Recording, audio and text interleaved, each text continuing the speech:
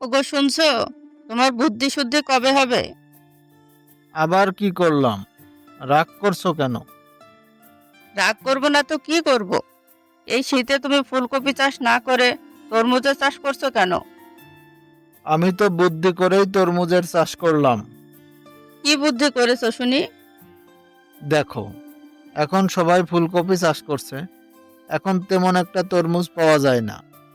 তরমুজ বিক্রি করলে এখন অনেক লাভ হবে। তোমার মাথা আর আমার মুন্ডু হবে। এই শীতে তরমুজ হবে কি? তরমুজ হচ্ছে গ্রীষ্মকালীন একটি দেশীয় ফল।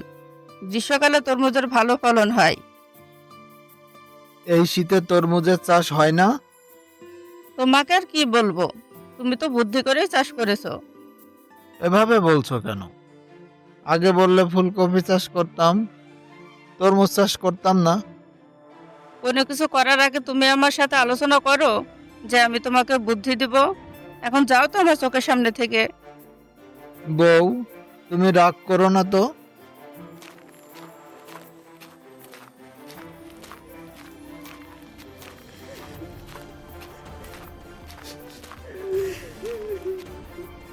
ও বুড়িমা, তুমি কাঁদছো কেন?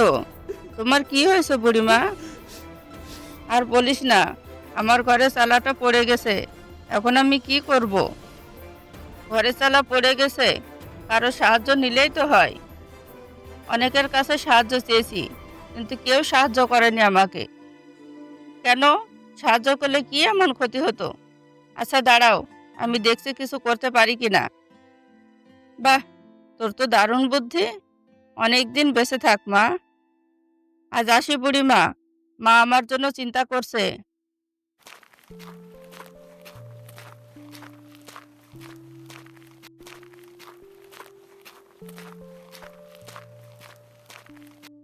এই দাঁড়া, কোথায় ছিলি সারাদিন?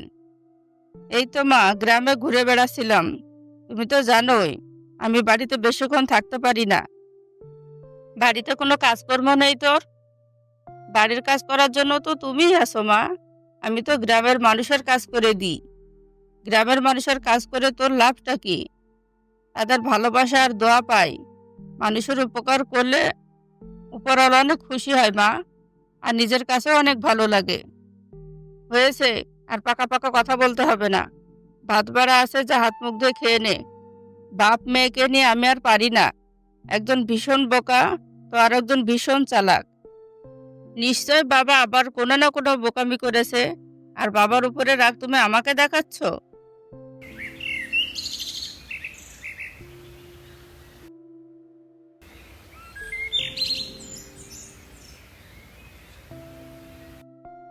বুড়িমা, এতদিনে আসার সময় হলো।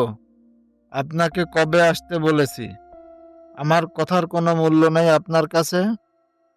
তেমন কিছু না বাবা, একটু অসুবিধার মধ্যে ছিলাম, তাই আসতে পারিনি। কি অসুবিধা শুনি আপনার? আমার ঘরে চালাটা ভেঙে পড়েছিল, সেটা মেরামত করার জন্যই আসতে পারিনি। আপনার ঘরের চালা ঠিক হয়েছে তো? হ্যাঁ, ঠিক হয়েছে। অনেকের কাছে সাহায্য চেয়েছিলাম, কিন্তু কেউ সাহায্য করেনি আমাকে। তাহলে আপনি একা কিভাবে ঘরের চালা ঠিক করলেন বুড়িমা? আমি একা ঠিক করিনি তো, ইসাকের ছোট মেয়েটা ঠিক করে দিয়েছে। যেমন বাবা হয়েছে বোকা, আর তার মেয়ে হয়েছে তেমনই চালাক। ও, ছোট্ট মেয়েটা যে সারাদিন পাড়া গায়ে ঘুরে বেড়ায়? হ্যাঁ রে বাবা, ছোট হলে কি হবে, মাথায় তার অনেক বুদ্ধি। সারাদিন পাড়া গায়ে ঘুরে মানুষের উপকার করে বেড়ায়। তাই নাকি? হ্যাঁ বাবা, ওর মতো চালাক মেয়ে এই গ্রামের একটিও নেই। ঠিক আছে, ওর একদিন বুদ্ধির পরীক্ষা নেওয়া যাবে। দেখতে পারেন, মেয়েটার প্রখর বুদ্ধি।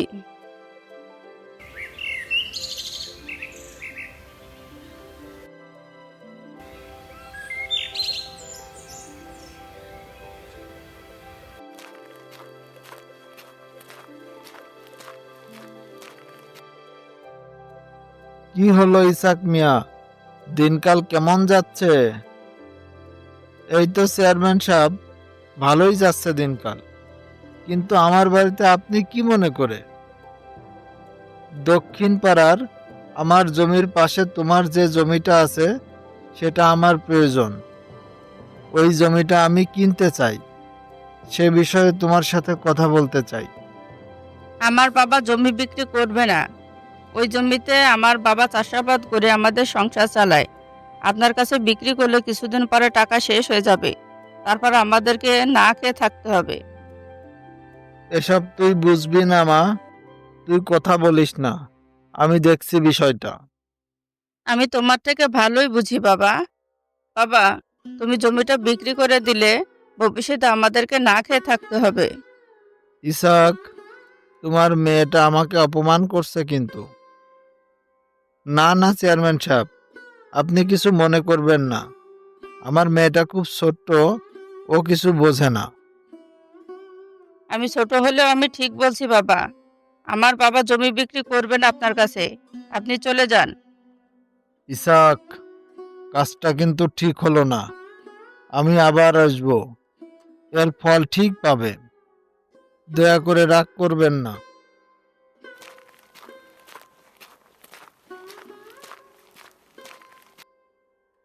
তোমার মেয়ের অনেক সাহস বেড়েছে। তোমার মেয়ের কারণে চেয়ারম্যান সাহেব অপমানিত হয়েছেন। আমার মেয়ে তো ঠিক কথাই বলেছে। কি ঠিক কথা বলেছে শুনি? জমিটা বিক্রি করলে কিছু টাকা পেতাম হাতে, তাহলে সংসারটা ভালো মতো চালাতে পারতাম। তোমার মাথায় কি গোবর ভরা আছে? ওই টাকায় কিছুদিন সংসার চলতো, তারপর কিভাবে সংসার চালাতে শুনি? চুপ করো তুমি। মা মেয়ে মিলে আমার সংসারটা নষ্ট করছো আর অশান্তি বাড়াচ্ছ। কি বললে তুমি? আমি আর আমার মেয়ে তোমার সংসার অশান্তি করছি? তা নয় তো কি? না হলে এমন অলক্ষণে মেয়েকেও ঘরে রাখে? ঘরে রাখবো না তো বাইরে বের করে দিব? যে মেয়ে ঘরে অশান্তি করে তাকে ঘর থেকে বের করে দেওয়া উচিত। আমাকে নিয়ে তোমাদের এত সমস্যা? ঠিক আছে, আমি দু চোখ যেদিকে যাই চলে যাব। যা তো, চোখের সামনে থেকে দূর হ।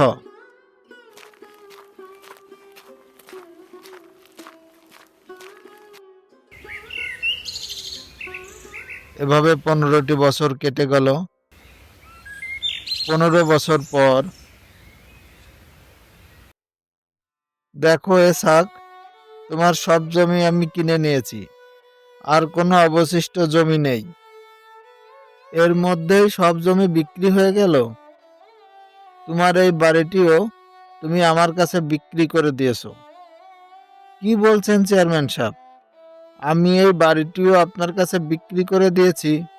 আমার তো মনে হয় না আমি এই বাড়ি আপনার কাছে বিক্রি করেছি। হ্যাঁ, বিক্রি করেছো। এখন ভালোই ভালোই এই বাড়ি ছাড়ো। কিন্তু ঘর বাড়ি ছাড়লে আমরা যাব কোথায়? কি খাবো? কোথায় যাবে তা আমি কি জানি? তবে এই বাড়ি ছাড়তে হবে তোমাদেরকে। ঠিক আছে, কয়টা দিন সময় দিন আমাকে। ঠিক আছে।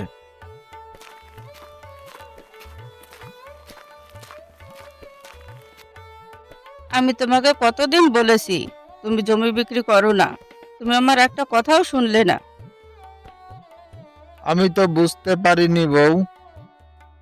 তুমি বুঝতে পারোনি ঠিক আছে, কিন্তু আমি তোমাকে যতবার বোঝাতে গিয়েছি তুমি ততবার আমাকে থামিয়ে দিয়েছো। এমনকি তুমি আমার মেয়েকেও বাড়ি থেকে বের করে দিয়েছো। আমি ভাবতে পারিনি আমার সাথে এমনটা হবে।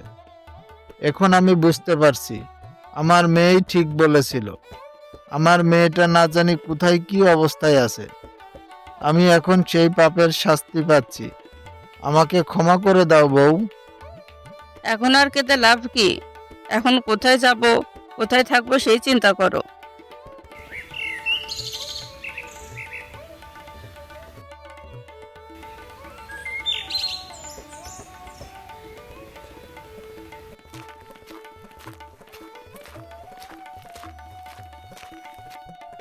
আপনি এই গ্রামে নতুন এসেছেন তাই না?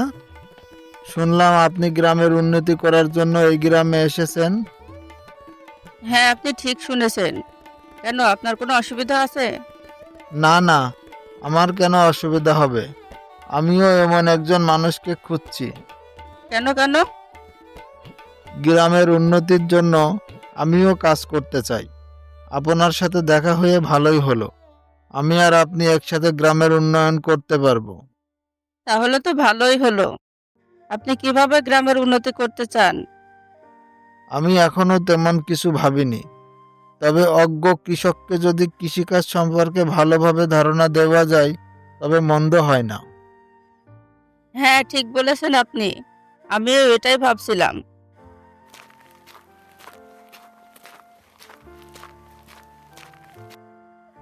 অভয়, গ্রামের সব খবর রাখিস তো? হ্যাঁ চেয়ারম্যান সাহেব। কি খবর রাখিস? তবে এসাকের মেয়েটা গ্রামের কৃষকদের কিভাবে ভালো ফসল ফলাতে হয় তার প্রশিক্ষণ দিচ্ছে। সে খবর তোর কাছে নেই কেন? আছে চেয়ারম্যান সাহেব, আমি সেই খবর দেওয়ার জন্যই আপনার কাছে এসেছি। ওই মেয়ে খুব চালাক, তুই জানিস? যদি গ্রামের সব কৃষকদের বোঝাই কিভাবে ভালো ফসল ফলাতে হয় তবে আমাদের ব্যবসা বন্ধ হয়ে যাবে। তাহলে এখন কি করব চেয়ারম্যান সাহেব? কি আবার করবি? ওই মেয়েটাকে আবার গ্রাম ছাড়া করতে হবে। কিন্তু গ্রাম ছাড়া কিভাবে করব? সেটা বলার জন্যই তো তোকে ডেকেছি আমি। এখন ভেবে বল আমাকে কিভাবে গ্রাম ছাড়া করব। চলেন ওর বাবা মাকে বাড়ি থেকে বের করে দেই। ঠিক আছে চল।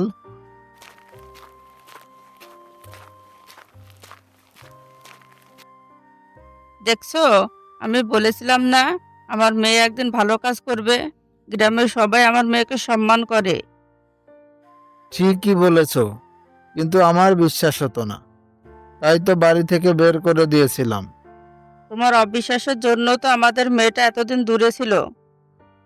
তোমার মেয়ে এতই বুদ্ধিমতী যে আমাদের ছাড়াই সে আর সফল হয়েছে। আমার মেয়েটাকে নিয়ে আমার খুব গর্ব হচ্ছে। আমারও অনেক গর্ব হচ্ছে। এবার আমি ভেবেছি আমার আর আমার মেয়ের যে ক্ষতি করতে আসবে তাদেরকে আমি কোনোভাবেই ছাড়ব না। এ কি চেয়ারম্যান সাহেব, আপনি আপনার দলবল নিয়ে এখানে কি করছেন? তুমি যে গ্রামের কৃষকদেরকে বোঝাচ্ছ কিভাবে ভালো ফসল ফলাতে হয় সেটা মোটেও ভালো কাজ নয়। তুমি গ্রামের মানুষদের সর্বনাশ করতে এসেছো, তাই এই প্রশিক্ষণ দেওয়া এখনই বন্ধ করো। এভাবে গ্রামের উন্নতি হবে না কে বললো আপনাকে? এ কাজ করলে আপনার ব্যবসা বন্ধ হয়ে যাবে, তাই আপনি সবকিছু পণ্ড করতে এসেছেন। আবার মুখে মুখে তর্ক করছো তুমি।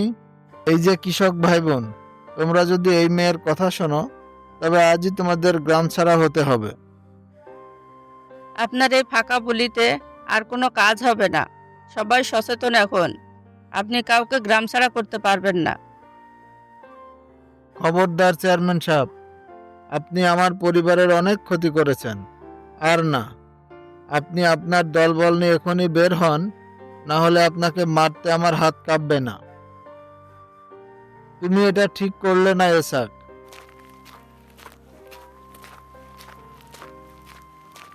মারে, তুই আমাকে ক্ষমা করে দে। আমি বুঝতে পারিনি তুই এত বুদ্ধিমতী। বাবা, তুমি এমন কথা বলো না। তুমি আমার বাবা। এবার থেকে আমরা সবাই গ্রামের উন্নয়নের জন্য কাজ করব।